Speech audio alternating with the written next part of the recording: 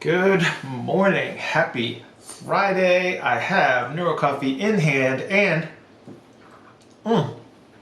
it is perfect. It is a beautiful day. So I'm excited about that. It's Friday. We're going to talk baseball later today. Not this morning, but later today.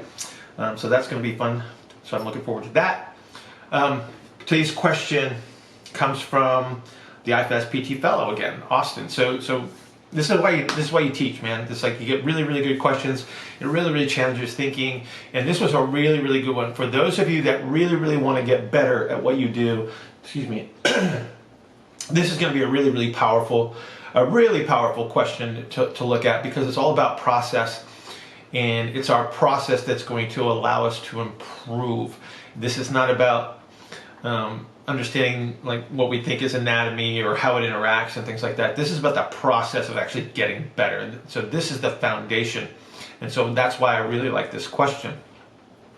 So Austin says, you mentioned previous posts that you should question yourself not only when you fail, but also when you succeed. What are some of the questions you've recently asked yourself regarding the success you've had in working with your model? And so again, the thing that I want you to recognize is that you have to have a process regardless of the outcome. If you really want to learn and really want to get better at what you do, you have to continue to question things. The reason that you want to continue to question things even when you're successful is because everything that you do and everything you see is your interpretation of reality. So it's not reality. And so there's always going to be a gap, which means that within that gap is where we can improve.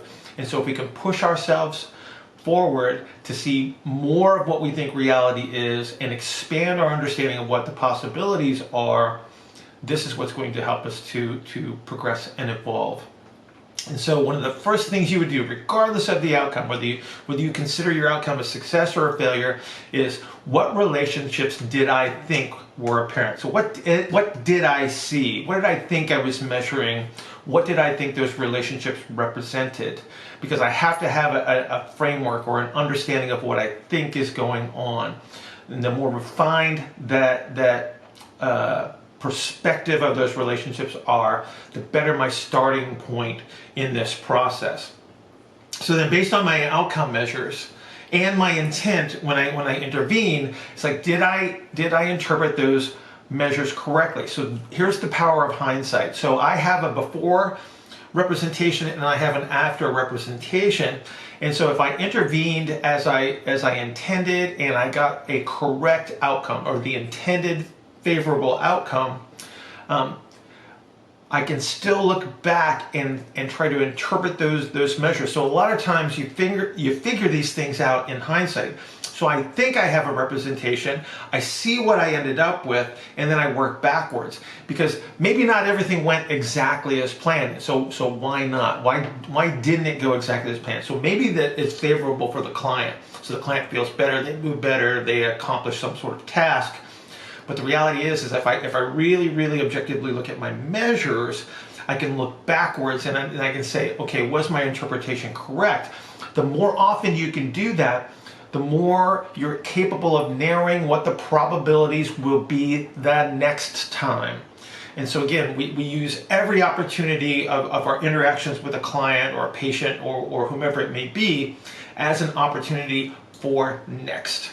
Now, again, because we have this gap between our perceptions and reality, we have to ask ourselves, what else could it have been? So if I think I know something, is there something else that it could have been? What were the possibilities?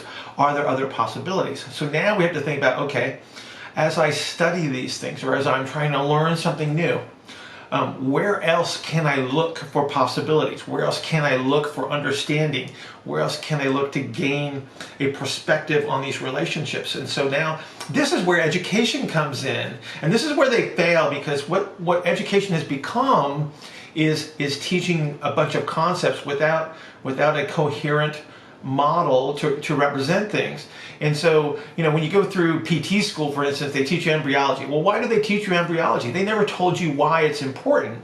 And the reality is, it's like that's where you came from. And so when you start to see how these relationships evolved through development, you start to see how they are represented in this fully grown human that we're interacting with. And then it becomes very, very powerful.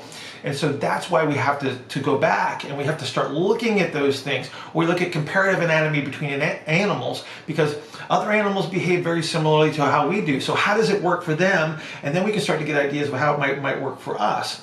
Finally, we start to say, okay, does this make sense? Is it coherent with what my understanding is? And so think about this for a second. We have universal principles that are applied everywhere, right? So I talk about compression and expansion a lot. The reason being is because it is a universal principle. So when I say universal, I am talking about the universe in and of itself. So we talk about compression and expansion. So that's what the universe does. It expands. So space expands and compresses. Time compresses and expands. Light compresses and expands. So we have to follow those rules too. So wherever we have some physical principle in the universe, we need to behave within that rule as well. And so is it coherent? Is it consistent with those rules? The rules are very, very simple. When we look at the complexity of a human, we can get distracted by sharp, shiny objects all over the place. But the reality is if we can start to simplify things, we look at the simplest of rules, that is how complexity evolves. So if you look at things like Conway's Game of Life, and you can look that up on Google, and then go play with it a little bit. And what you'll see is there's 3 simple rules that this game is based on, but you'll see the most amazing complex structures that evolve from those simple rules. We are the same. And so again, if I see something or I see information presented that requires that I have to learn another rule, I immediately question it, because again, I think we're based on very, very simple rules, very simple processes that are just repeated, and because of the new starting conditions, that's what evolves the complexity that we see.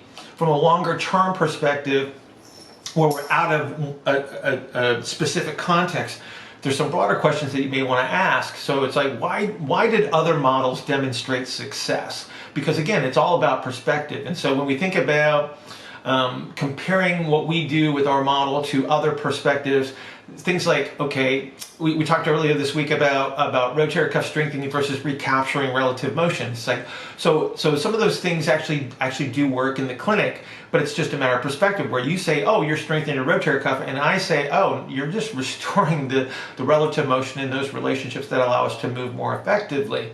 So again, both models will work, but the perspectives are different. So which one of those can I apply consistently and demonstrate greater levels of success in more context?